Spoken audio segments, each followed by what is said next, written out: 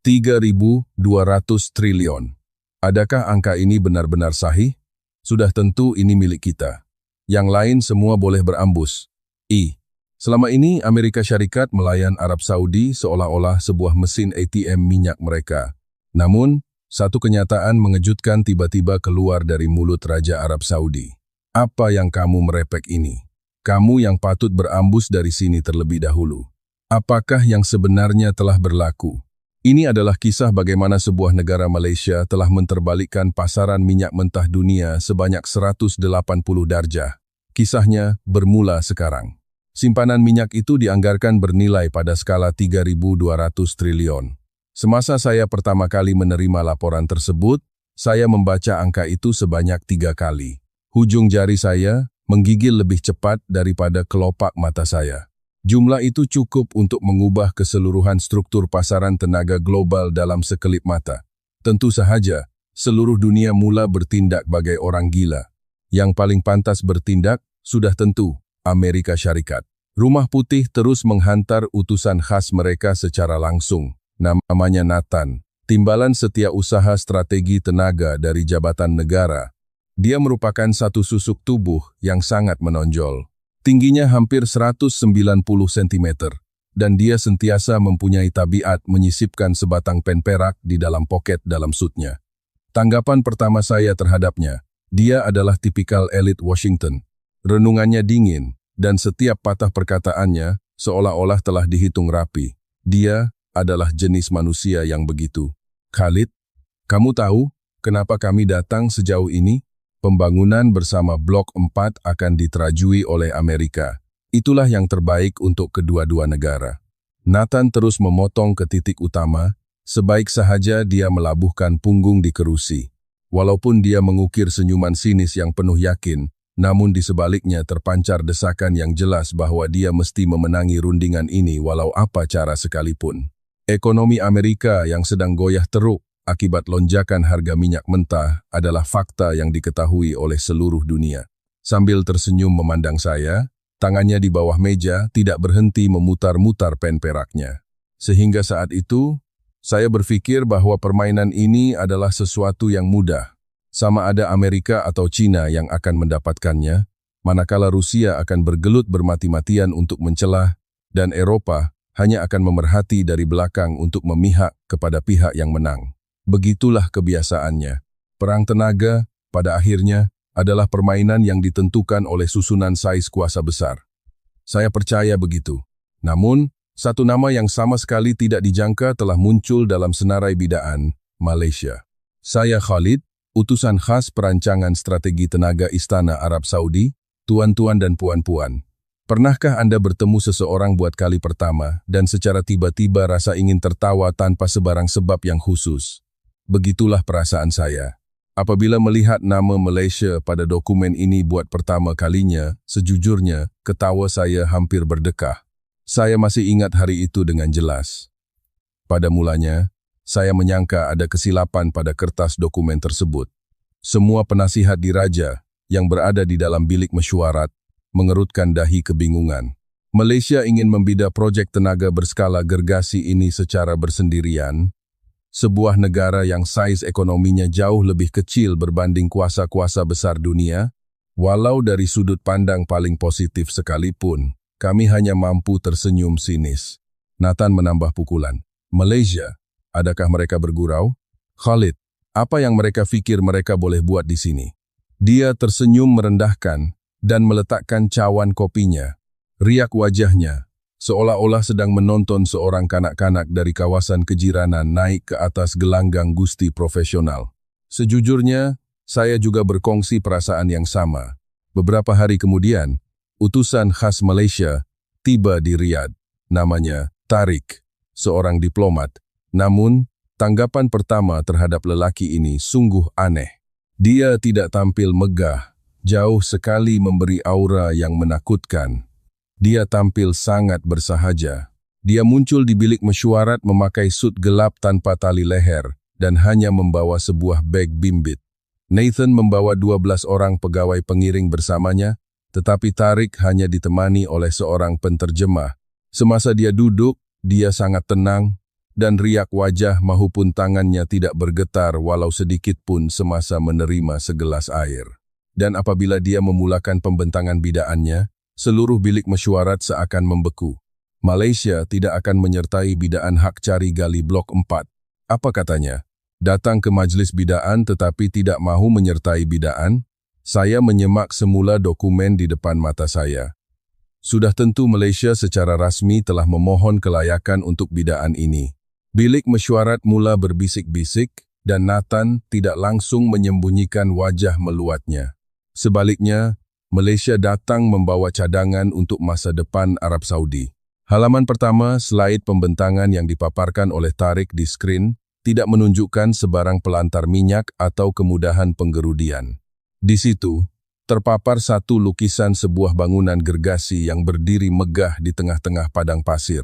Ia adalah sebuah sekolah, pusat pendidikan dan kemudahan latihan vokasional untuk belia, program pendidikan pekerjaan, pusat pemindahan teknologi penyahgaraman air laut, dan pusat penyelidikan bersama untuk pertanian pintar. Malaysia terbang dari seberang dunia, bukan untuk menghulurkan setitik minyak, tetapi untuk membentangkan pelan tindakan membina manusia. Kesunyian menyelubungi bilik mesyuarat. 3 saat, 5 saat, 10 saat. Nathan yang mula bersuara, diselangi dengan tawa sinis.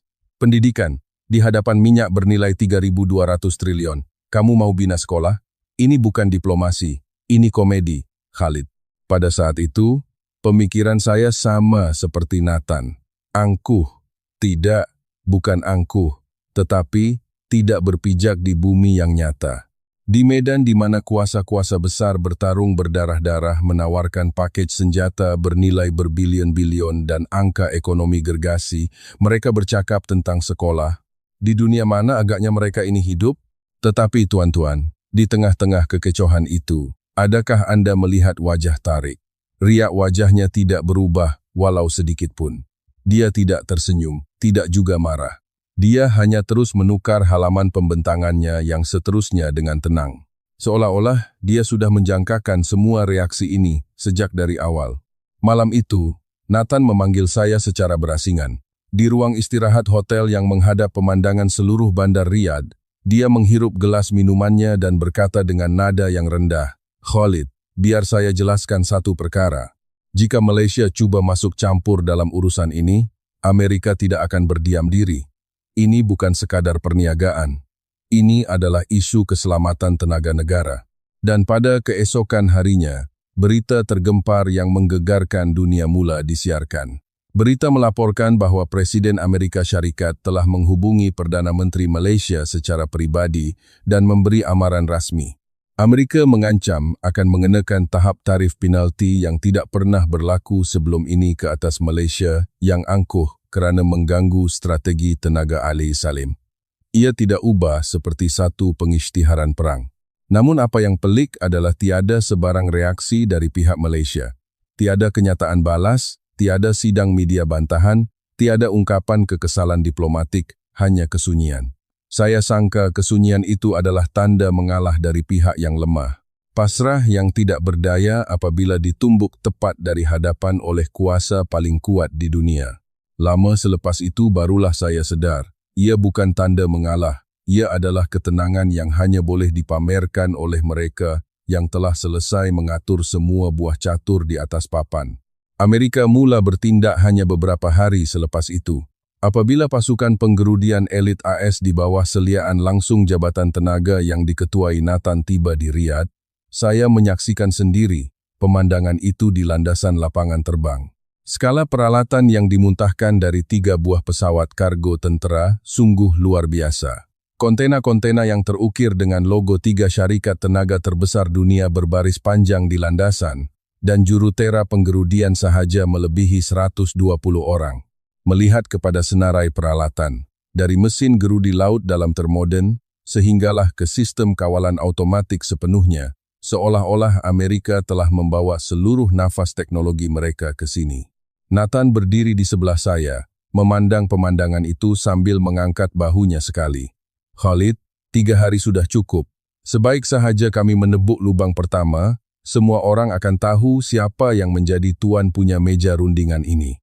Keyakinannya itu bukanlah satu kesombongan yang kosong.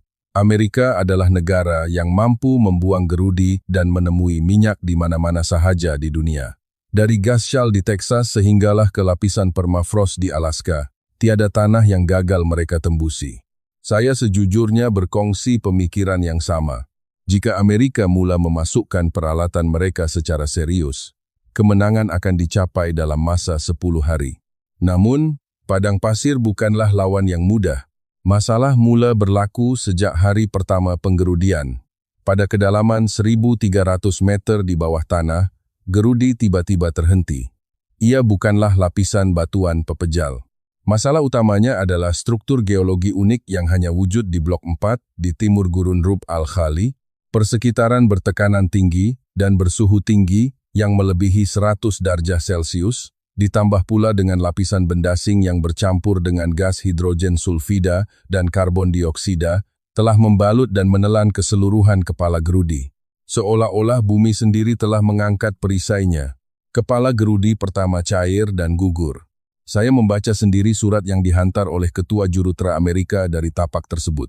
Di situ tertulis, lapisan tanah ini tidak mempunyai sebarang duluan dalam mana-mana manual penggerudian kita yang sedia ada. Untuk pertama kalinya, saya melihat riak ketenangan hilang dari wajah Nathan. Dia mengadakan sidang video kecemasan dengan Washington dan 2 hari kemudian meminta peralatan tambahan. Namun, gerudi kedua turut rosak di titik kedalaman yang sama. Pada percubaan ketiga, keseluruhan aci batang gerudi pula yang bengkok. Walaupun tahu bahwa harta bernilai 3.200 triliun berada di bawah kaki mereka, Amerika tetap gagal menembusi baki 2.000 meter yang terakhir. Pada waktu itulah Cina mula mencelah. Utusan dari pihak Cina tiba di Riyadh, tepat pada hari selepas pasukan penggerudian Amerika mengumumkan kegagalan kedua mereka. Di majelis pertemuan bersama Istana Diraja, dia secara terang-terangan mempromosikan keunggulan teknologi negaranya. Dia meletakkan syarikat kejuruteraan Cina yang berpengalaman luas dalam penggerudian laut dalam di barisan hadapan. Dia dengan angkuh mendakwa bahwa mereka mampu menembusi lapisan bendasing yang gagal ditembusi oleh Amerika. Dan di penghujung mesyuarat dia menambah kata-kata ini, sekadar untuk rujukan Anda tentang program pendidikan yang dicadangkan oleh Malaysia itu. Memandangkan ciri-ciri geologi di Blok 4 dengan tahap teknologi Malaysia, 100 tahun pun mereka tidak akan dapat membangunkan telaga minyak ini. Memilih rakan kongsi yang realistik adalah pertimbangan yang bijak. Mendengar kata-kata itu, saya mengangguk setuju di dalam hati, karena saya pikir ia adalah benar. Bagaimana Malaysia mahu menggali tanah yang gagal digali oleh Amerika? Sindiran utusan Cina itu memang biadab, tetapi dari segi teknikal, ia tidak salah. Namun, Cina juga gagal menggali. Selepas 10 hari penggerudian, pasukan Cina turut berlutut di hadapan lapisan bendasing yang sama. 3 mesin peralatan rosak, dan kebocoran gas berskala kecil berlaku di tapak penggerudian, memaksa kerja-kerja dihentikan sepenuhnya. Saya masih ingat kata-kata Ketua Jurutera Cina semasa dia memutuskan untuk berundur. Ini bukan masalah teknologi. Tanah ini sendiri yang menolak kita. Tuan-tuan, adakah Anda faham bagaimana situasinya sekarang? Kuasa nomor 1 dan nomor 2 dunia telah bertarung dengan segenap tenaga, tetapi padang pasir itu tidak berganjak walau sedikit pun. Oleh itu, hanya tinggal 1 kat sahaja lagi. Jika kekerasan fizikal tidak berjaya, mereka akan menyelesaikannya dengan politik. Nathan kembali bertindak. Kali ini, dia tidak menggunakan teknologi, tetapi kat yang sama sekali berbeza. Melalui sidang video yang bersambung terus dengan Washington, dia menyampaikan mesej langsung kepada Raja Arab Saudi.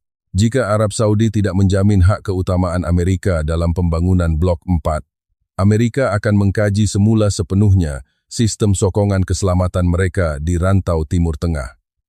Penggantungan sokongan keselamatan, tahukah Anda betapa beratnya kata-kata itu? Bagi Arab Saudi, payung keselamatan Amerika bukanlah sekadar kad diplomasi. Ia adalah tiang seri kelangsungan hidup negara. Sama pentingnya dengan minyak. Tidak, mungkin payung itu lebih mendesak daripada minyak. Istana bergolak. Perdebatan sengit tercetus dalam kalangan penasihat, dan saya sendiri tidak dapat tidur lena selama beberapa hari. Akhirnya, Keputusan mula condong ke arah yang memihak kepada Amerika. Tidak kira betapa besarnya nilai 3.200 triliun itu, jika kami kehilangan keselamatan, kami tidak akan mampu melindungi kekayaan tersebut. Tepat pada masa itulah ia berlaku. Kemalangan itu terjadi sekitar jam 2 petang. Bunyi siren amaran bergema di tapak penggerudian. Pada mulanya, saya menyangka ia hanyalah masalah kecil pada kerosakan jentera. Tetapi belum pun 3 menit berlalu, seluruh kawasan tapak bertukar menjadi medan maut. Gas bertekanan tinggi meletus dari bawah tanah. Kepekatan gas hidrogen sulfida melonjak 4 kali ganda melepasi paras maut dalam sekelip mata, dan radius 2 km dari tapak penggerudian diisytiharkan sebagai zon pemindahan kecemasan. Pasukan Amerika adalah yang pertama berundur. Pasukan Cina menyusul. 4 buah helikopter naik serentak ke udara, dan deretan kendaraan melarikan diri memenuhi jalan raya padang pasir. Tiada siapa yang punya masa untuk mengutip peralatan. Mereka melarikan diri, meninggalkan sistem penggerudian bernilai $9 billion begitu sahaja. Nathan menggenggam telepon satelitnya di dalam kendaraan pemindahan, menjerit ke arah Washington. Tiada lagi ketenangan pada suaranya seperti kebiasaan. Saya berada di pusat arahan sementara sejauh 2 km dari tapak. Melalui ribut pasir, saya dapat melihat dengan mata kasar tiang gas yang menjulang tinggi. Saya juga takut. Sejujurnya, kaki saya menggigil. Bagaimana jika angin membawa gas itu terbang ke arah kami? Pikiran itu memenuhi kepala saya. Tetapi pada ketika itu, saya melihat sebuah kendaraan memecut masuk dari arah bertentangan padang pasir menuju ke arah letusan gas itu. Pada saat semua orang melarikan diri dari tempat kejadian, kendaraan ini sebaliknya merempuh masuk ke arah tapak. Pada awalnya, saya pikir mereka tersalah arah. Tetapi apabila kereta itu berhenti dan pintunya terbuka, manusia-manusia yang memakai topeng gas melangkah keluar seorang demi seorang. 6 orang kesemuanya keluar dengan teratur tanpa sebarang kekeliruan. Melalui debu pasir, saya dapat melihat perkataan yang tertulis di belakang seragam mereka dalam bahasa Melayu. Jurutera-jurutera yang memakai baju kerja berlogo Syarikat Tenaga Malaysia itu menurunkan peralatan dan mula berjalan menuju ke titik pusat kebocoran gas. Mereka tidak berlari, tidak juga berhenti. Mereka berjalan dengan senyap dan tenang, seperti orang yang sedang berjalan kaki menuju ke pejabat pada waktu pagi. Melihat pemandangan itu, saya rasa nafas saya hampir terhenti. Ketua Keselamatan Istana yang berada di sebelah saya menoleh dan bertanya, siapa mereka itu? Saya juga tidak tahu. Hanya selepas itu, saya mendapat tahu bahwa mereka adalah pasukan yang dibawa oleh utusan khas Malaysia, Tariq. Tariq sebelum ini memberitahu bahwa Malaysia tidak akan menyertai bidaan penggerudian, namun pasukan tindakan kecemasan syarikat negara mereka sebenarnya telah bersiap sedia dan ditempatkan berhampiran tapak sejak dari awal.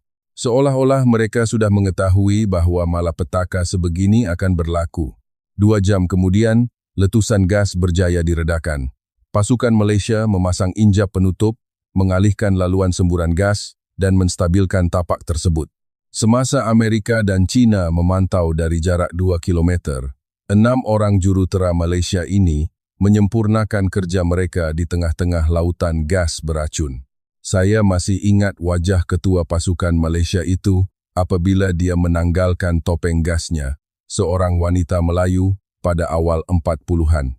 Rambutnya basah dengan peluh melekat di dahi dan kawasan sekitar matanya merah meradang. Namun riak wajahnya sangat tenang.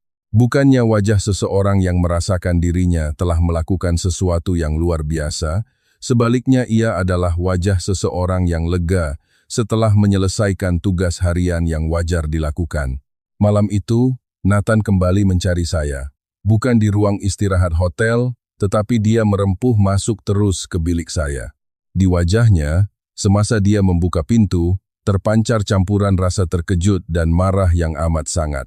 Khalid, saya tidak tahu apa yang Malaysia sedang rancangkan, tapi biar saya nyatakan dengan jelas. Blok 4 adalah masalah yang melibatkan kepentingan teras Amerika. Tiada ruang untuk Malaysia mencelah masuk. Saya tidak menjawab. Saya tidak mampu menjawab. Kerana pada saat itu, di dalam kepala saya, bukan kata-kata Nathan yang berlegar-legar, tetapi satu gambaran yang sama sekali berbeza. Belakang tubuh 6 orang yang berjalan menempuh gas maut di tengah padang pasir ketika semua orang melarikan diri. Pada saat itulah, buat pertama kalinya, saya terfikir, mungkin negara bernama Malaysia ini adalah jenis negara yang sangat berbeza daripada apa yang saya ketahui selama ini. Selepas pasukan kecemasan Malaysia mengawal letusan gas, kesunyian yang aneh melanda tapak tersebut. Amerika dan China berundur dan tidak berani kembali, manakala Istana Arab Saudi terdiam memikirkan langkah seterusnya. Harta bernilai 3.200 triliun tertidur di bawah kaki, tetapi tiada siapa yang berani menyentuhnya.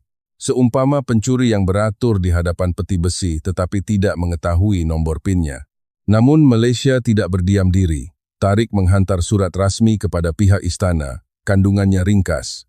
Ia adalah satu permohonan untuk melakukan eksplorasi bebas di kawasan luar padang pasir berhampiran Blok 4. Bukan di tengah-tengah zon minyak, tetapi di kawasan pinggiran, yaitu kawasan luaran yang tidak dipedulikan oleh sesiapapun. Apabila surat ini dibacakan di dalam mesyuarat jawatan kuasa diraja, suasananya dipenuhi rasa tidak percaya. Penasihat tenaga diraja menggelengkan kepalanya sambil berkata, mereka nak buat apa di kawasan pinggir kalau di tengah pun tak boleh digali? Ini tak ubah seperti orang yang tak mampu melompat pagar kayu, tapi sibuk nak sentuh benda lain di sebaliknya. Saya juga berpendapat sedemikian. Tetapi pada masa yang sama, saya mempunyai satu pemikiran lain. Pemandangan keberanian pasukan Malaysia di tapak kebocoran gas masih segar di ingatan saya. Jadi, saya dengan berhati-hati menasihati putera mahkota. Memandangkan kawasan luar itu bukanlah zon yang diminati oleh negara-negara lain, memberi kebenaran eksplorasi terhad kepada Malaysia tidak akan mendatangkan apa-apa kerugian. Kebenaran pun diberikan. Beberapa hari kemudian, pasukan penggerudian Malaysia mula memasuki tapak secara rasmi. Melihat saiz pasukan mereka, saya sekali lagi mengerutkan dahi. Jika dibandingkan dengan Amerika yang membawa 120 orang, pasukan Malaysia hanya terdiri daripada 32 orang. Peralatan mereka juga berskala kecil. Daripada menggunakan pelantar penggerudian gergasi, mereka hanya membawa pelantar bergerak bersaiz sederhana dan beberapa buah truk. Mendengar berita ini, Nathan menelpon saya dari hotelnya di Riyadh. Khalid, tak kira apa yang Malaysia cuba buat di luar sana, hasilnya tetap sama. Lapisan bendasing itu sama sahaja tak kira di mana kamu menggerudi. Sejujurnya, saya tak kisah melihat Malaysia gagal. Mereka akan membuktikan dengan diri mereka sendiri kenapa kita tidak boleh menggali di sana. Pihak Cina juga memberi reaksi yang lebih kurang sama. Saya melihat berita di mana utusan Cina diwawancara oleh media negaranya. Percubaan Malaysia itu sangat berani, tetapi sembrono. Pada akhirnya, mereka akan mencapai kesimpulan yang sama. Seluruh dunia sedang menanti kegagalan Malaysia. Namun, 2 hari kemudian, laporan pertama dari tapak penggerudian Malaysia dinaikkan. Saya menerima laporan itu pada masa nyata di bilik mesyuarat bawah tanah istana. Sebaik sahaja mengesahkan data yang dipaparkan pada skrin, penasihat geologi yang duduk di sebelah saya melompat dari kerusinya. Ini bukan tindak balas minyak mentah. Benar. Apa yang ditemui oleh pasukan Malaysia bukanlah minyak, ia adalah air. Pada kedalaman 1.800 meter di bawah tanah, satu urat air bawah tanah yang sangat besar memancut keluar. Di tengah-tengah padang pasir, malah di tanah yang digelar sebagai kawasan paling kering di dunia, yaitu Rub al-Khali, air telah membuak keluar. Menurut laporan anggaran jumlah air, skalanya cukup untuk menampung keperluan air harian di seluruh timur Arab Saudi selama berpuluh-puluh tahun. Namun, pada saat itu, suasana bilik mesyuarat istana tidak berubah menjadi ceria. Sebaliknya, ia lebih menghampiri rasa kecewa. Penasihat tenaga diraja mengeluh sambil berkata, kesimpulannya, mereka tidak menemui minyak. Menemui air bermaksud, mereka gagal dalam eksplorasi minyak, bukan? Betul, kata-katanya. Tidak kira betapa berharganya air di Arab Saudi, angka di atas meja rundingan ketika ini adalah minyak mentah bernilai 3.200 triliun. Air tidak mampu menggantikan nilai tersebut walaupun untuk 1%-nya. Apabila Nathan mendapat berita ini, dia mula ketawa. Biar betul, Malaysia datang ke padang pasir untuk cari minyak, tapi mereka gali air. Khalid, ini komedi yang akan tercatat dalam lipatan sejarah. Inikah hasil orang angkuh yang cuba mencelah?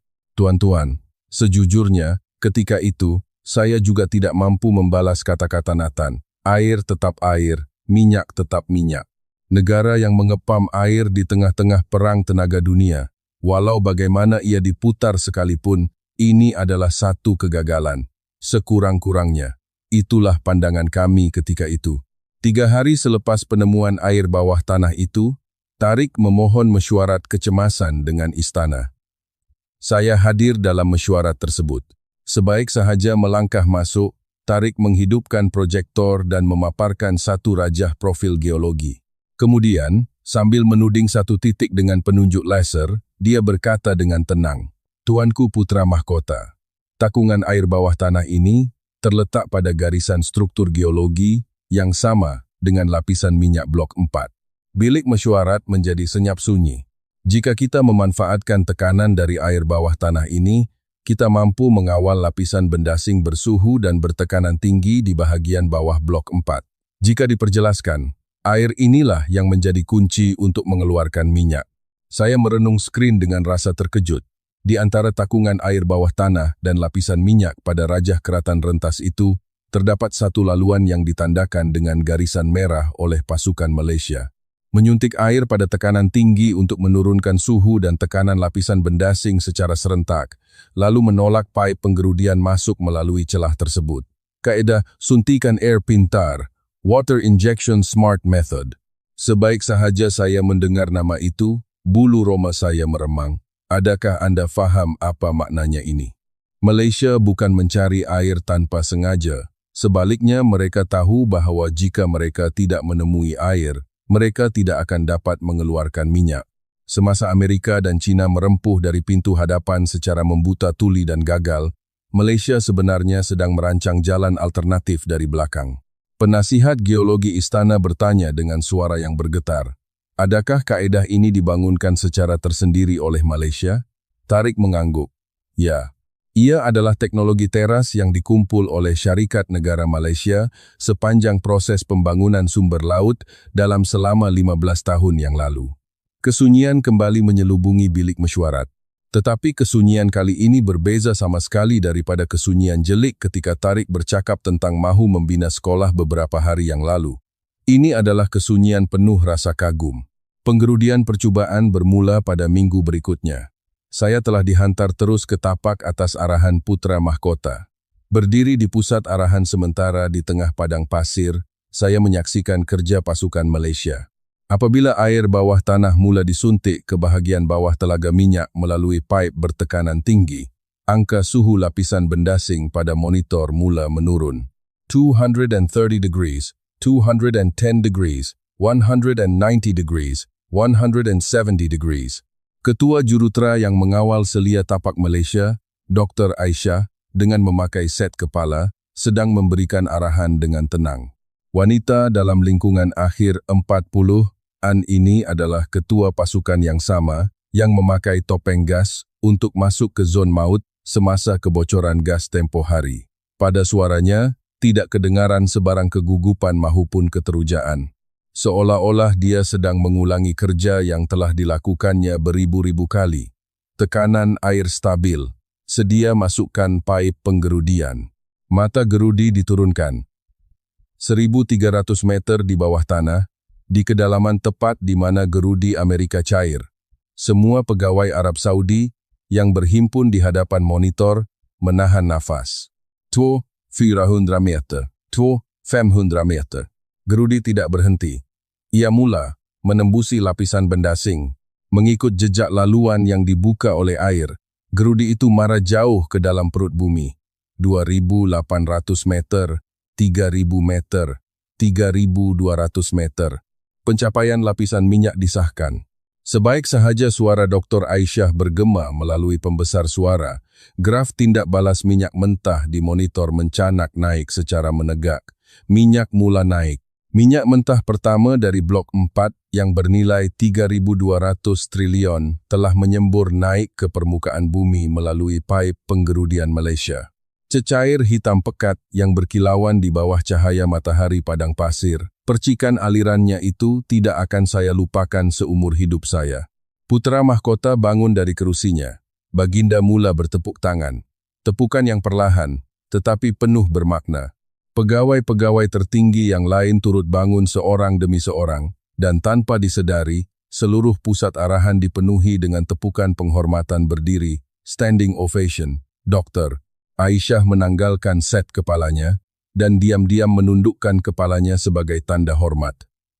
Di wajahnya, tiada sorakan sang pemenang, mahupun senyuman kesombongan. Hanya terpancar kelegaan tenang seorang manusia yang telah menyelesaikan apa yang sepatutnya dilakukannya. Saya berdiri kaku di situ tanpa mampu berkata apa-apa. Apakah sebenarnya yang sedang berlaku ini?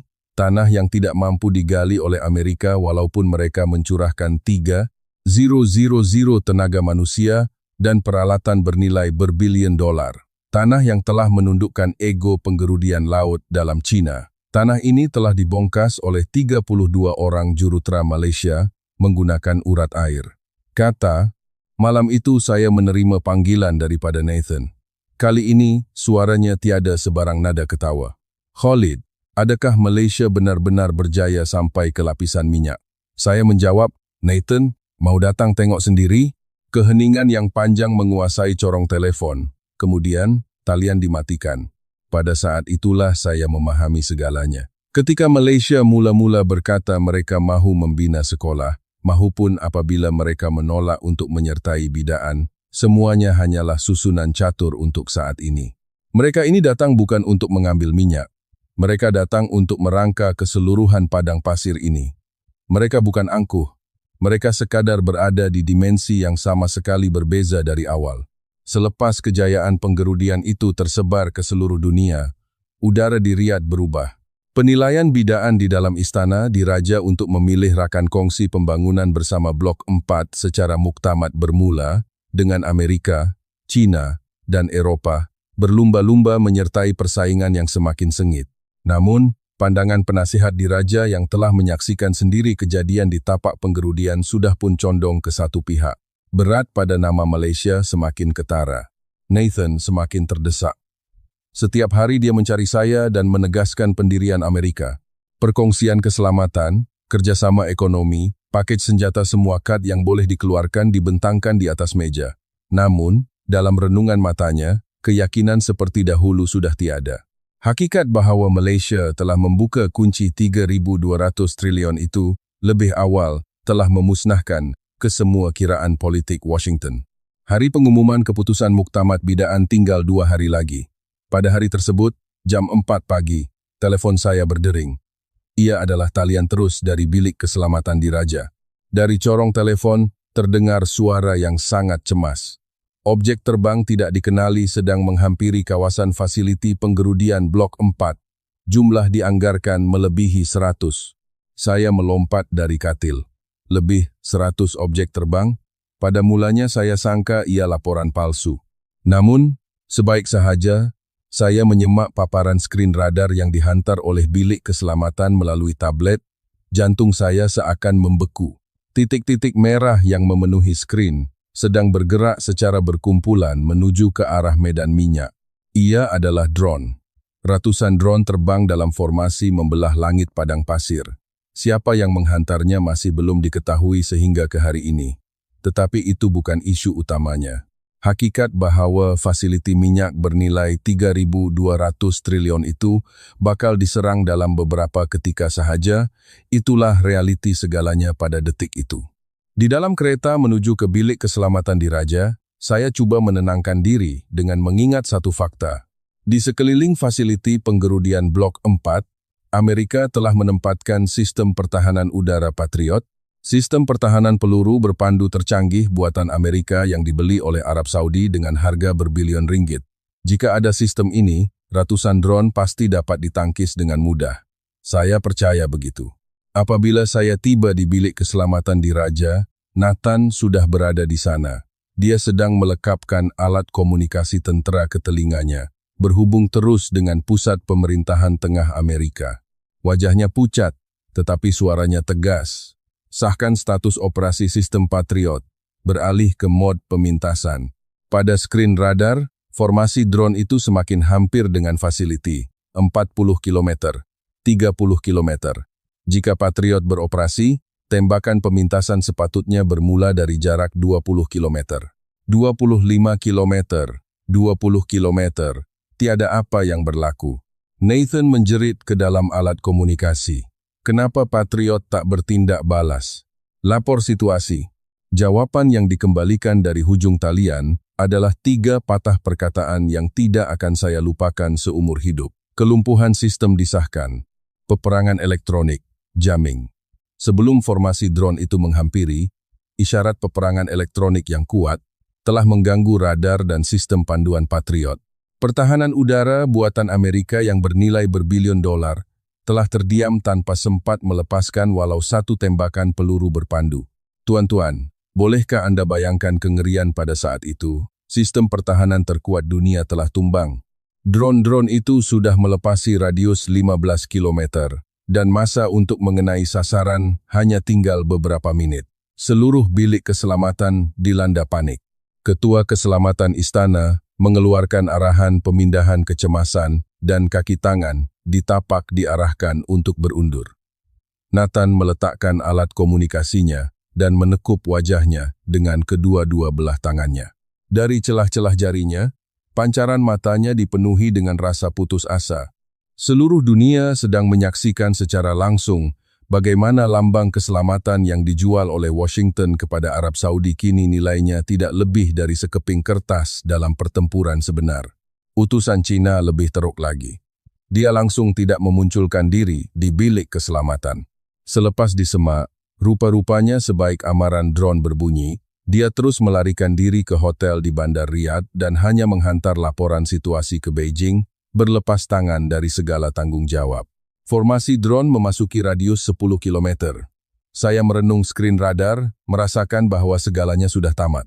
Lubang penggerudian ajaib yang dikorek oleh Malaysia, minyak mentah hitam yang menyembur ke atas padang pasir itu, kini hanya menunggu masa untuk bertukar menjadi abu.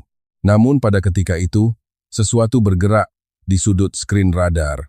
3 km di selatan dari tapak penggerudian, dari lokasi di mana bangunan pusat pendidikan yang sedang dibina oleh Malaysia itu berada, satu isyarat baru dikesan. Pegawai radar bilik keselamatan menjerit sambil membesarkan paparan skrin. Sistem radar pertahanan udara dari pusat selatan diaktifkan. Apa? Radar pertahanan udara dari pusat pendidikan. Saya merenung ke arah skrin, seolah-olah mahu menembusinya. Bangunan yang Malaysia kata ingin bina di tengah padang pasir tempat mereka membentangkan pelan untuk membina sekolah dan pusat latihan vokasional. Tepat dari lokasi itu, isyarat radar ketenteraan dipancarkan. Laporan langsung dari tapak mengesahkan bahwa sistem pertahanan udara mudah alih buatan tempatan yang dipasang secara rahsia di ruang bawah tanah pusat pendidikan tersebut, yaitu sistem pertahanan Taming Sari, telah mula beroperasi. Pasukan jurutera Malaysia yang sedang menyelenggara fasiliti tersebut, sebaik sahaja mengesan pendekatan drone, terus bertukar ke mod tempur. Suara Dr. Aisyah bergema melalui pembesar suara di bilik keselamatan di Raja Arab Saudi. Bilik keselamatan Saudi, sistem Taming Sari Malaysia, telah bersedia memohon kebenaran untuk memulakan operasi pemintasan. Bilik keselamatan terdiam seketika. Ketua Keselamatan memandang saya dan saya menghalangkan pandangan ke arah Putera Mahkota. Putera Mahkota mengangguk ringkas. Kebenaran diberikan. Sebaik sahaja perkataan itu diucapkan, titik-titik merah pada skrin radar mula gaib 1, 2, 5, 9. Kelajuan titik-titik merah itu lenyap dari skrin, sangat tidak terbayangkan. Seolah-olah seseorang sedang menggunakan jarinya untuk memadam titik tersebut satu persatu di atas skrin dengan cepat dan tepat, tanpa sebarang kesilapan sesaat pun. Peluru berpandu pemintas yang dilancarkan oleh sistem Taming Sari mengejar trajektori setiap drone pada masa nyata dan menembaknya jatuh. Drone-drone yang berhimpun itu musnah menjadi bunga api di ruang udara padang pasir. Melalui rekaman satelit, kami menyaksikan malam yang diterangi dengan cahaya oranye terang, umpama hujan bintang yang jatuh ke bumi. 3 menit. Tepat 3 menit. Beratus-ratus drone musnah sepenuhnya. Kesunyian menyelubungi bilik keselamatan. Tiada siapa yang berani bersuara. Tiada satu pun titik merah yang tinggal di skrin radar. Fasiliti pengerudian selamat, dan sudah tentu pusat pendidikan Malaysia juga tidak calar sedikitpun. Tidak. Memanggilnya sebagai pusat pendidikan kini terasa sangat menggelikan. Sejak dari mula ia bukan sekadar pusat pendidikan, tetapi ia adalah perisai yang melindungi jantung padang pasir ini. Nathan mengangkat mukanya perlahan-lahan, pandangannya terkunci pada ruang kosong di skrin radar di mana drone-drone itu telah dimusnahkan. Bibirnya bergetar halus. Di tempat yang sama, di mana sistem Patriot Amerika bernilai berbilion ringgit berlutut tanpa sempat menembak walau satu peluru, sistem Taming Sari Malaysia menguasai pertempuran dalam masa hanya 3 menit. Dia menoleh ke arah saya dan bertanya, suaranya serak. Khalid, sejak bila Malaysia memasang benda itu? Saya menelusuri memori saya. Saya teringat ketika Tariq pertama kali tiba di Riyadh. Pada halaman pertama pembentangannya, lakaran bangunan di tengah padang pasir cadangan membina sekolah yang kami semua tertawakan. Nathan memanggilnya komedi, dan saya menganggapnya sebagai cadangan angkuh yang tidak mengerti realiti. Namun bangunan itu pada asalnya direka dengan dui struktur. Di atas tanah ia adalah pusat pendidikan, di bawah tanah ia adalah sistem amaran dan pertahanan udara yang canggih. Di sebalik nama pendidikan, mereka telah menanam perisai di padang pasir ini. Wajah tenang, Tariq yang membentangkan rancangan membina sekolah terbayang di ruang mata. Saya akhirnya sedar, di sebalik renungan matanya yang tidak berubah itu, kesemua susunan pelan ini sudah pun tertanam rapat di dalam kotak fikirannya. Waktu subuh itu, putra mahkota memanggil saya. Kami duduk berdua sahaja di dalam bilik pejabat istana. Sambil merenung keluar tingkap, selepas diam seketika, Baginda bertitah dengan nada yang rendah. Khalid, yang melindungi Arab Saudi malam ini bukanlah Amerika maupun China. Saya tidak menjawab. Ia adalah kenyataan yang tidak memerlukan sebarang jawaban. Putra mahkota kembali menyambung titah. Negara bernama Malaysia ini sangat sungguh ajaib. Daripada meminta kita menjual minyak, mereka sebaliknya datang untuk membina sekolah dan menyembunyikan perisai di bawah sekolah itu. Negara yang mengepam air untuk membuka pintu minyak. Di akhir kalam Baginda, putra mahkota mengukirkan sedikit senyuman. Bukan senyuman gembira maupun ketakutan, tetapi senyuman yang terbit daripada rasa penuh takjub. Saya melangkah keluar dari bilik pejabat itu pada subuh yang hening sambil berfikir. Apa yang Malaysia sedang jalankan di padang pasir ini bukanlah sekadar urusan perniagaan biasa. Mereka meletakkan minyak, air, pertahanan, dan pendidikan di atas satu pelan cetak tindakan yang sama. Walaupun nampak seolah-olah setiap pecahan ini bergerak berasingan, namun apabila malam melabuhkan tirai dan hari bertukar terang, semua kepingan teka-teki itu telah lengkap membentuk sekeping lukisan. Dan saya mula berasa takut. Berapa banyak lagi helai lembaran rahsia yang belum diselak dalam pelan tindakan mereka ini?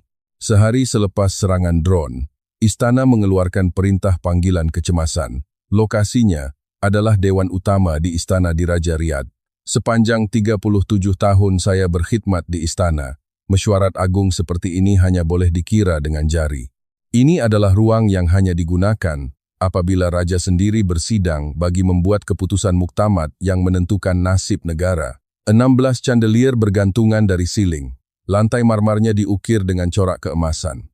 Hanya kelompok yang sangat kecil dibenarkan masuk. Nathan dari Amerika, utusan Cina, utusan tenaga kesatuan Eropa, dan Tariq dari Malaysia. Hanya seorang wakil dari setiap negara berserta bilangan pengiring yang paling minimum dibenarkan hadir. Saya berdiri tepat di belakang putra mahkota. Semua orang meramalkan ini adalah ruang untuk mengumumkan keputusan akhir bidaan. Selepas berjaya mematahkan serangan drone semalam, arah angin bertiup ke arah mana sangat jelas kelihatan kepada sesiapa sahaja. Wajah Nathan tegang, manakala utusan Cina hanya tunduk memandang lantai, dengan bibir yang diketap rapat. Namun, suasana sangat aneh. Sebelum raja tiba, putra mahkota naik ke pentas terlebih dahulu. Mengikut protokol Istana Saudi, kebiasaannya raja akan duduk terlebih dahulu sebelum disusuli oleh putra mahkota. Urutannya terbalik. Saya juga mengerutkan dahi. Putra mahkota berdiri di tengah pentas, memandang sekeliling dewan dan mula bersuara. Perjumpaan hari ini bukanlah untuk mengumumkan keputusan bidaan. Dewan mula berbisik-bisik. Nathan menundukkan kepalanya kepada pengiring di sebelahnya untuk berbisik, sementara wakil China menguatkan kelantangan earpiece penterjemahannya. Hari ini, Ayahanda Beta, Raja Arab Saudi, mempunyai sesuatu yang ingin disampaikan secara pribadi kepada kalian semua. Sebaik sahaja titahnya berakhir, pintu besar di belakang dewan terbuka. Raja melangkah masuk. Namun, penampilannya berbeza daripada kebiasaan. Baginda tidak memakai pakaian rasmi istana. Sebaliknya hanya mengenakan jubah putih, tob, yang sangat sederhana, diiringi oleh hanya 2 orang pengawal. Dan di kedua-dua belah tangan raja, ada sesuatu yang digenggam kemas. Ia adalah sebuah buku kecil kulit yang telah usang. Raja mengatur langkah yang perlahan menuju ke pentas. Setiap kali bunyi tapak kaki Baginda bergema di lantai marmar, udara di dalam dewan terasa semakin berat. Raja meletakkan buku usang itu dengan penuh cermat di atas meja kecil di pentas. Kulitnya mereka, dan tepi muka suratnya telah bertukar menjadi warna debu pasir, jelas menunjukkan ia adalah barangan yang menyimpan rahasia berpuluh-puluh tahun. Ia adalah sebuah buku diari. Raja memulakan bicaranya, suaranya lebih rendah dan perlahan daripada biasa. Tahun 1975, ketika itu saya berumur 7 tahun. Dewan menahan nafas. Ayahanda saya, yaitu almarhum raja, telah membawa saya ke tapak pembinaan telaga minyak di timur padang pasir ini. Baginda bertitah bahwa seorang putra raja mesti melihat sendiri kehidupan rakyatnya. Jadi, saya dibawa ke tengah tapak pembinaan itu. Raja membuka diari itu perlahan-lahan. Di atas helaian kertas kekuningan itu, tulisan bahasa Arab tertera dengan padat. Di tapak itu, terdapat pekerja dari pelbagai negara, penyelia dari Syarikat Amerika, jurutera dari Britain, dan pekerja-pekerja buruh dari Malaysia. Pandangan raja beralih ke satu sudut, merenung tepat ke arah tarik. Terdapat sesuatu yang istimewa di sebalik renungan itu yang tidak saya fahami pada masa itu. Pada hari ketiga lawatan itu, ribut pasir membadai. Ribut itu sangat teruk sehingga jarak penglihatan hampir sifar. Dalam perjalanan mencari tempat perlindungan, saya terpisah dari kumpulan pengiring. Seorang kanak-kanak berusia 7 tahun ditinggalkan keseorangan di tengah padang pasir pada suhu 50 derajat Celcius. Saya tidak pernah mendengar kisah ini seumur hidup saya. Walaupun berkhidmat 37 tahun di istana, ia adalah kisah rahasia yang dikunci sangat rapi. Pasir menyumbat mulut dan hidung saya. Saya tidak boleh bernafas. Mata saya tertutup rapat. Saya menjerit, tetapi ditelan oleh ngauman angin. Tidak didengari oleh sesiapapun. Saya berumur 7 tahun, dan saya pikir saya akan mati di situ. Suara raja bergetar halus. Pada saat itulah, ada seseorang yang mengangkat dan memeluk saya. Udara di dewan berubah sepenuhnya. Semua mata tertumpu ke bibir raja. Seorang pekerja Malaysia. Pemuda yang saya tidak tahu nama maupun pangkatnya, yang pakaian kerjanya dipenuhi pasir. Pemuda itu menanggalkan topeng oksigen yang dipakainya dan memakaikannya ke muka saya. Raja menghentikan bicaranya. Jari Baginda yang berehat di atas buku diari itu kelihatan menggigil. Saya bertanya kepadanya, "Pak Cik macam mana?" Pemuda Malaysia itu tersenyum dan berkata sesuatu kepada saya. Raja mengangkat mukanya. Matanya sudah kemerahan. Tidak mengapa, orang dewasa boleh tahan sedikit. Satu kesunyian mutlak menguasai dewan. Boleh bayangkan betapa beratnya kesunyian itu? Lelaki itu menggendong saya di belakangnya, sambil mereda ribut pasir, dan membawa saya ke tempat perlindungan dengan selamat. Tanpa topeng oksigen, membiarkan wajahnya ditampar ribut pasir. Apabila kami tiba, lelaki itu tidak sedarkan diri dan rebah. Setitis air mata jatuh dari kelopak mata raja. Raja Arab Saudi, pemilik kekayaan istana yang terhebat di dunia, sedang menitiskan air mata di hadapan perwakilan negara asing. Syukurlah lelaki itu terselamat, namun paru-parunya rosak akibat pasir dan dia terpaksa berhenti kerja dan pulang. Saya tidak sempat mengetahui namanya. Raja mengangkat buku diari itu tinggi.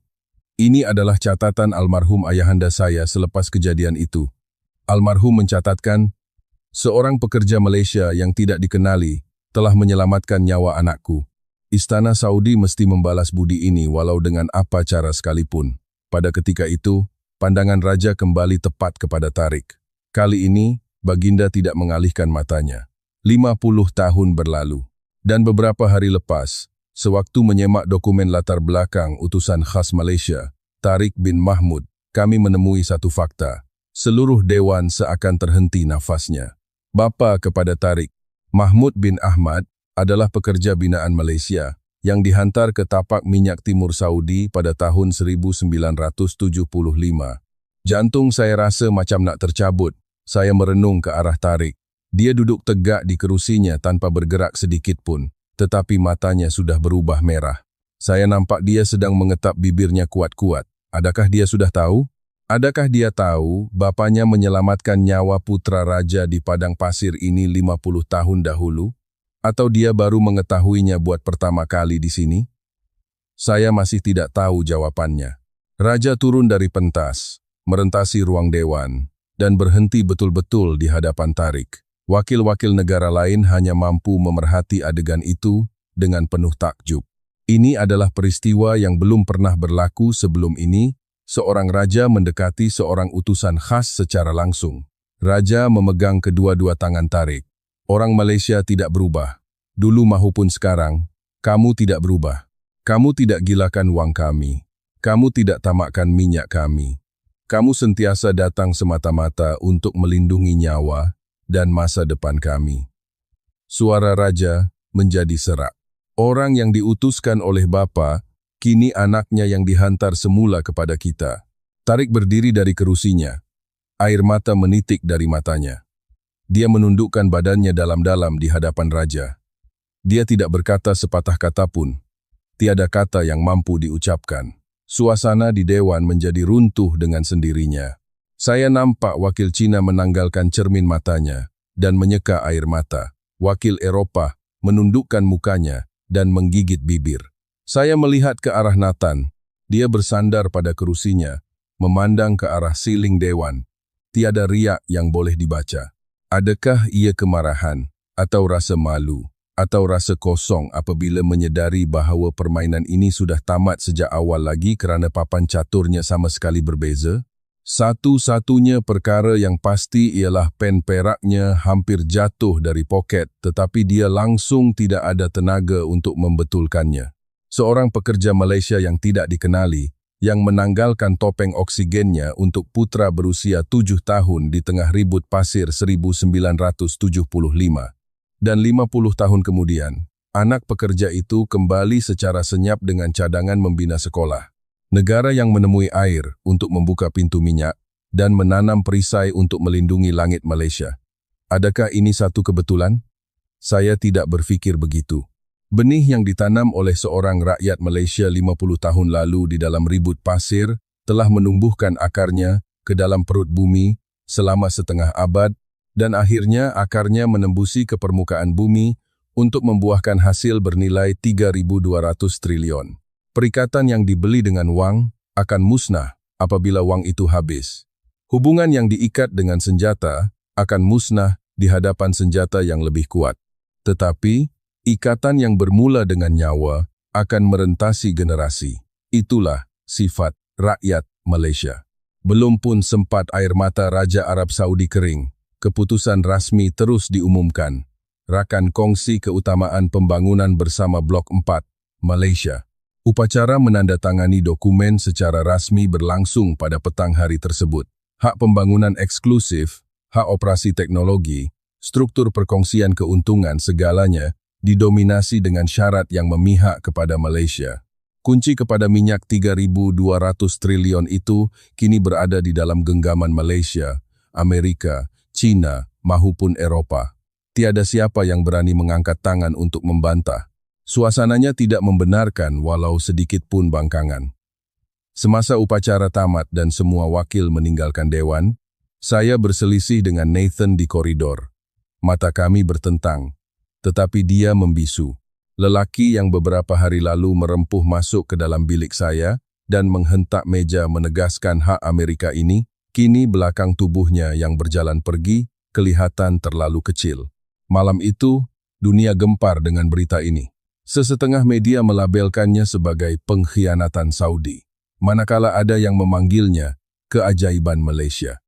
Washington berang, Beijing membisu, dan Eropah berlindung di sebalik frasa diplomatik sedang menganalisis untuk menyembunyikan rasa cemas mereka.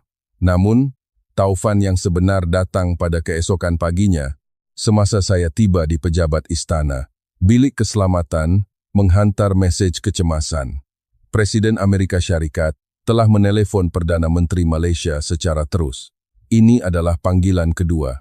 Memandangkan dalam panggilan pertama mereka telah mengancam dengan tarif penalti dari neraka, seluruh dunia menahan nafas ingin melihat apa butir perbualan kali ini. Melalui arahan putra mahkota, saya mengikuti intipati panggilan tersebut melalui saluran diplomatik Saudi pada masa yang hampir nyata. Kata-kata pertama Presiden Amerika itu seperti yang dijangka. Tanpa sebarang ucapan tahniah, dia terus membangkitkan isu keselamatan tenaga negara dan mempersoalkan hak monopoli Malaysia. Nadanya membayangkan bahwa Amerika masih mempunyai pelbagai kad yang boleh membatalkan keputusan Saudi. Ancaman sekatan ekonomi, tarif, sekatan ekspor, repertoir yang sama seperti beberapa hari lalu. Nathan pastinya sedang menanti keputusan panggilan ini di biliknya di Riyadh. Dia pasti sedang mengira bagaimana Malaysia akan membalas dendam terhadap tekanan Amerika.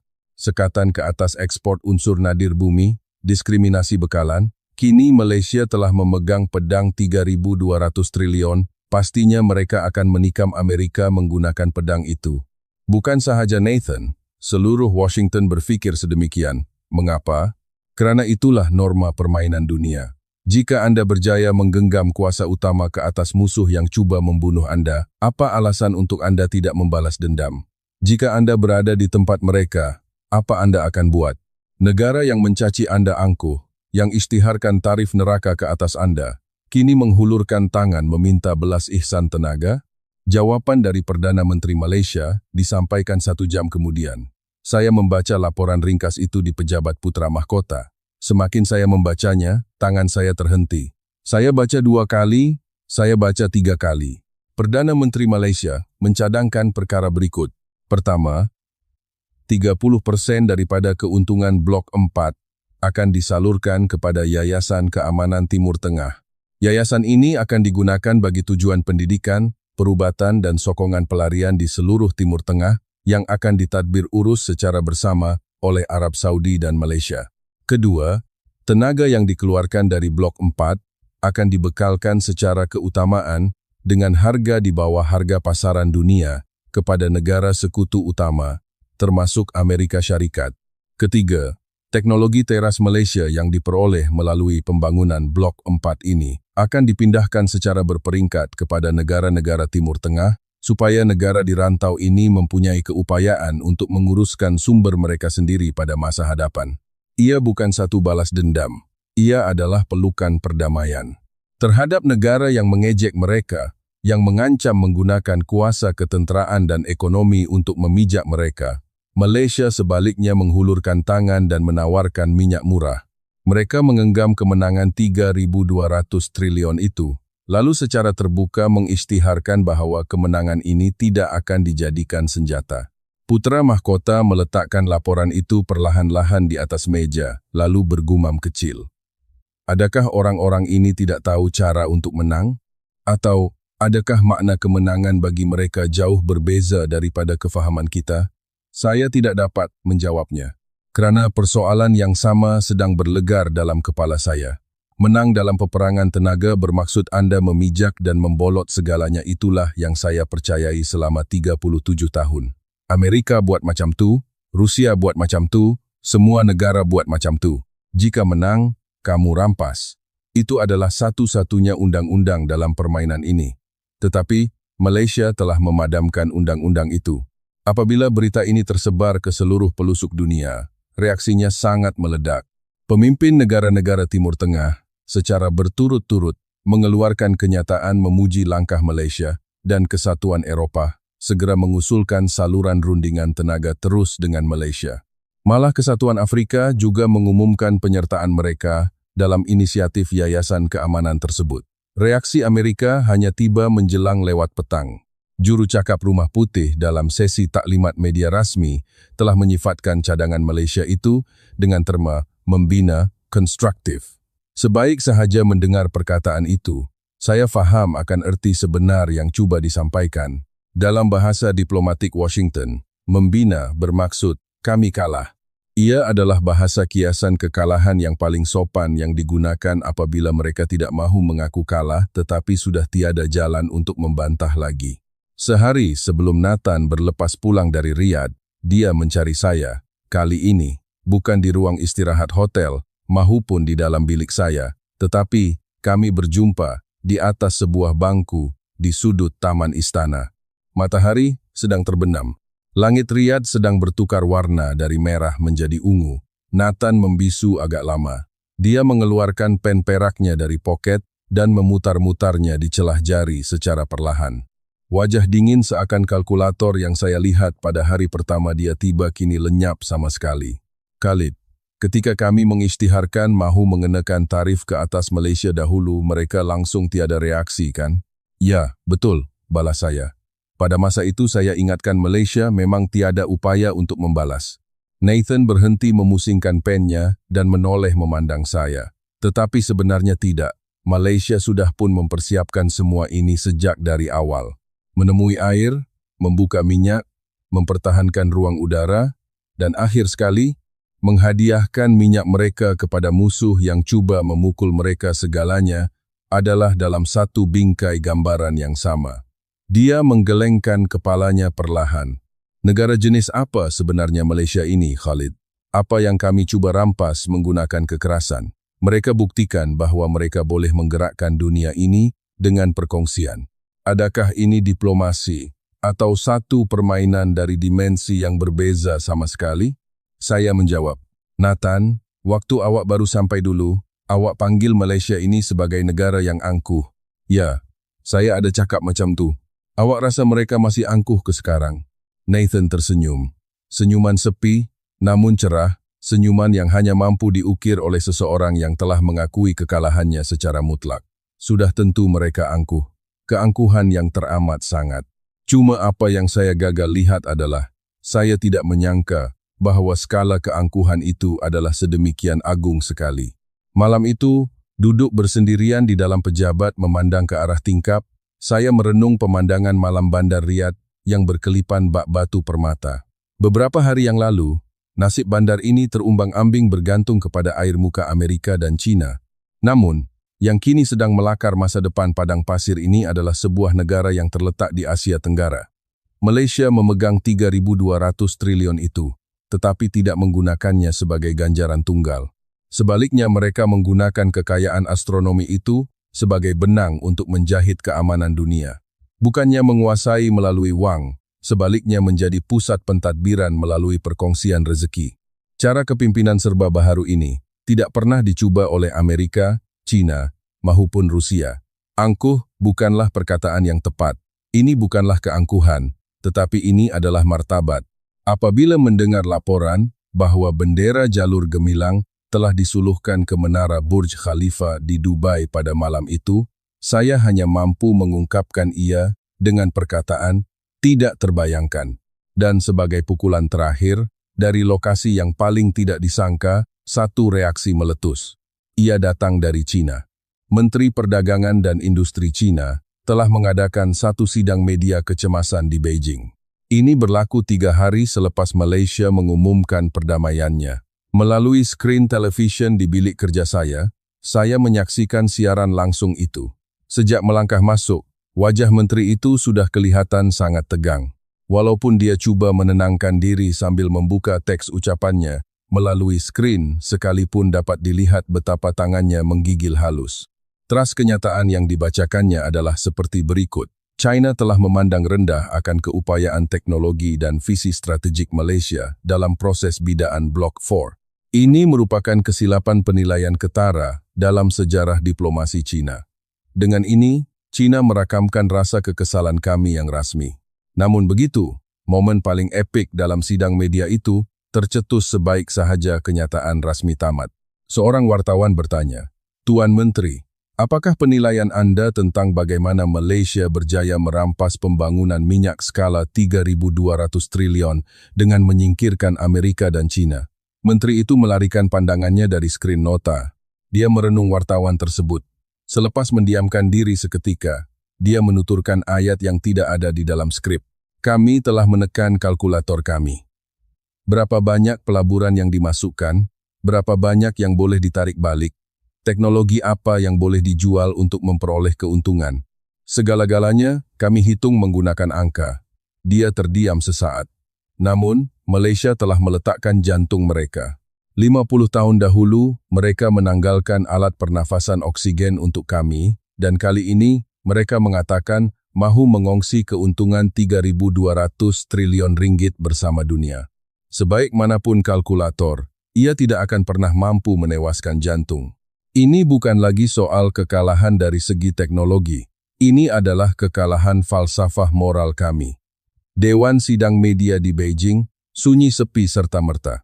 Hanya bunyi ketikan pengatup kamera yang kedengaran bertali arus.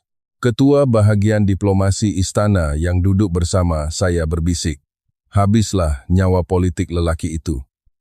Saya juga setuju. Bagi seorang menteri Cina yang mengakui kekalahan negaranya di hadapan dunia demi menghormati musuh secara terbuka, itu tidak kurang daripada membunuh kerjaya politiknya. Namun wajah menteri itu tidak menunjukkan sebarang penyesalan. Malah ia terlihat amat cerah. Ia adalah ekspresi seorang insan yang akhirnya telah mengucapkan sebuah kebenaran yang tidak mampu ditidakkan lagi. Berita utama akhbar antarabangsa menyuarakan nada kekaguman yang senada. Sebut sahaja akhbar kewangan Eropah atau dada-dada berita Amerika, semuanya kini memuja perkataan Malaysia. Kata angkuh telah diberi definisi baharu. Angkuh kini bermaksud memiliki keberanian dan visi agung untuk memadam dan menulis semula peraturan dunia. Beberapa hari kemudian, sebelum Tariq meninggalkan Riyadh, sebuah jamuan perpisahan kecil telah dianjurkan di istana. Semasa jamuan tersebut, putra mahkota menegur Tariq. "Tariq, adakah orang Malaysia sedar betapa hebatnya pencapaian yang telah mereka lakukan di sini?" Tariq berpikir sejenak sebelum tersenyum merendah diri dan membalas, "Ampun tuanku, sejujurnya, mungkin menjelang pagi esok, rakyat di Malaysia sudah pun sibuk mengeluhkan benda lain. Mereka mungkin merungut harga rumah naik, pening memikirkan yuran tuition anak-anak, dan mungkin keletihan berhimpit dalam kereta api LRT. Begitulah orang Malaysia." Putra mahkota ketawa terbahak-bahak. "Pecahkan monopoli minyak 3.200 triliun, tapi masih pening fikir yuran sekolah? Ya. Sebab itulah mereka adalah rakyat Malaysia," balas Tariq dengan tulus. "Apabila majlis bersurai dan saya berjalan menyusuri koridor istana, saya terpandang bendera jalur gemilang berkibar megah di sepanjang jalan King Fahd. Rakyat Arab Saudi yang berjalan di bawahnya melaungkan, 'Syukran Malaysia, terima kasih Malaysia.' Amerika menjual senjata selama 70 tahun, China melaburkan wang berbilion ringgit selama 30 tahun. Tetapi Malaysia, mereka hanya menanggalkan topeng oksigen sekali pada 50 tahun yang lalu. Dan hari ini, topeng oksigen yang satu itu terbukti lebih berkuasa berbanding kekayaan telaga minyak, senjata sekutu ketenteraan, atau mana-mana strategi licik di dunia. Syukran Malaysia." Selepas segalanya berlalu, pada malam sebelum Nathan pulang ke Washington, dia meninggalkan sekeping sampul surat rahsia di meja saya. Ia adalah laporan penilaian terakhir Blok 4 untuk Jabatan Negara AS. Namun ia bukan laporan rasmi. Ia adalah luahan hatinya sendiri. "Saya tersalah nilai terhadap Malaysia, daripada saat awal sehingga detik penamat. Masa mereka menolak bidaan, saya sangka mereka gagal. Masa mereka cadang nak bina sekolah, saya gelakkan mereka buta realiti. Masa jumpa air, saya fikir mereka silap. Masa rahsia perisai terbongkar, saya masih enggan terima. Untuk faham bahwa semua ini adalah susunan teka-teki gergasi, masa saya terlalu lambat. Keangkuhan Malaysia bukan kejahilan, ia adalah keyakinan mutlak. Bersama laporan ini, saya meletak jawatan daripada Jabatan Negara AS. Nathan yang angkuh dan licik mengakhiri kariernya sendiri di hadapan kehebatan sebuah negara. Sebulan kemudian, saya berdiri di bangunan yang dibina Malaysia itu, lokasi 3 km selatan dari Blok 4, bangunan sekolah, yang mana bahagian bawah tanahnya menempatkan perisai udara Taming Sari. Tetapi hari ini tiada perang. Bila saya tolak pintunya, bunyi pertama yang menerpa saya adalah gelak ketawa anak-anak Arab Saudi. Di kiri dan kanan lorong, budak-budak berusia 10 tahun merenung tablet mereka, mengeja abjad dan huruf menggunakan modul bahasa Melayu. Di dalam kelas lain, remaja mempelajari kod pengatur caraan di mana pengajarnya adalah rakyat Malaysia. Dr. Aisyah yang kini menyelia projek itu berjalan ke sisi saya. Di sini, lebih 800 anak muda sedang menerima pendidikan. Tahun hadapan akan ditambah kepada 3.000 pelajar. Saya memerhati anak-anak itu dari luar cermin kaca, melihat wajah gembira mereka. Hati saya hancur luluh menyedari sesuatu. Selama 37 tahun, saya berdiri di atas padang pasir ini mengendalikan nombor harga setong, hasil ekspor, pelaburan, dan percaya bahwa nombor-nombor itu yang membentuk masa depan negara saya. Amerika datang bawa senjata, China datang bawa uang. Tetapi Malaysia datang bawa senyuman anak-anak ini. Malaysia menggali minyak 3.200 triliun, memusnahkan ratusan drone, memperbodohkan kuasa dunia. Namun legasi teragung yang mereka tinggalkan adalah gelak tawa kanak-kanak di sekolah di tengah padang pasir ini. Dr. Aisyah, tanya saya, kenapa Malaysia sanggup berbuat sedemikian jauh? Kamu sudah dapat minyak dan buktikan sistem pertahanan korang, mengapa masih nak mengajar anak kami? Dr. Aisyah merenung ke arah kelas itu dan membalas, Tuan Khalid, minyak suatu hari akan kering, teknologi suatu hari akan diciplak atau dipintas. Tetapi manusia akan terus mengenang. 20 tahun dari sekarang, apabila anak-anak ini menjadi jurutera, menjadi menteri, menjadi ketua perniagaan, mereka akan sentiasa ingat siapakah yang mengajar mereka membaca tulisan dan abjad. Itulah yang dinamakan sekutu sebenar. Saya tidak mampu berkata apa-apa. Semasa saya berjalan keluar, saya berpaling memandang ke arah sekolah itu. Bangunan di mana tingkat atasnya mendidik manusia, tingkat bawahnya adalah perisai pelindung langit, dan berdirinya struktur mengepam rezeki di sebelahnya. Bangunan yang wujud menjadi inti pati wajah sebenar negara Malaysia. Sebagai penutup bicara, biar saya merumuskan satu perkara terakhir. Saya, Khalid, setelah 37 tahun, cuba mengkaji konspirasi negara kuasa besar dunia. Saya akhirnya tewas di hadapan bacaan Malaysia. Sebuah negara yang bukan bertarung dengan fizikal, bukan menindas dengan wang, tetapi merangkul dengan nyawa manusia. 50 tahun lalu, mereka menghantar buruh yang memberikan topeng oksigen. Hari ini mereka menggunakan air membuka kunci minyak, memasang pelindung langit, dan menghadiahkan minyak murah untuk musuh-musuh mereka. Adakah wujud lagi negara seperti ini di pelosok dunia yang lain, mendapat kuasa 3.200 triliun, tetapi tidak memilih laluan dendam, sebaliknya laluan kedamaian. Diherdik dengan kejam namun membalas dengan kesunyian sebelum mendakap kesemuanya erat-erat, kemudian mengajar kanak-kanak membaca demi memandang masa depan 100 tahun lagi. Saya menggelar negara ini sebagai negara yang paling angkuh, kerana keangkuhan mereka membuktikan bahwa ego mereka bukanlah sekadar omong kosong, tetapi dikemudi dengan kasih sayang semata. Dan perkara paling mendebarkan dalam keseluruhan drama pentas dunia ini, warga Amerika maupun China semua tahu betapa hebatnya kuasa senjata dan wang masing-masing. Tetapi, orang Malaysia pula, setelah meletakkan padang pasir seluruhnya dalam pelukan kehebatan mereka, rakyat mereka di negara sendiri mungkin langsung tidak tahu betapa agungnya negara mereka ini. Seperti yang diucapkan oleh Tariq, esok pagi mereka pasti akan bimbang pasal harga rumah, melepaskan keluhan akibat penat bekerja dan tertidur kepenatan di dalam coach MRT atau LRT ketika pulang.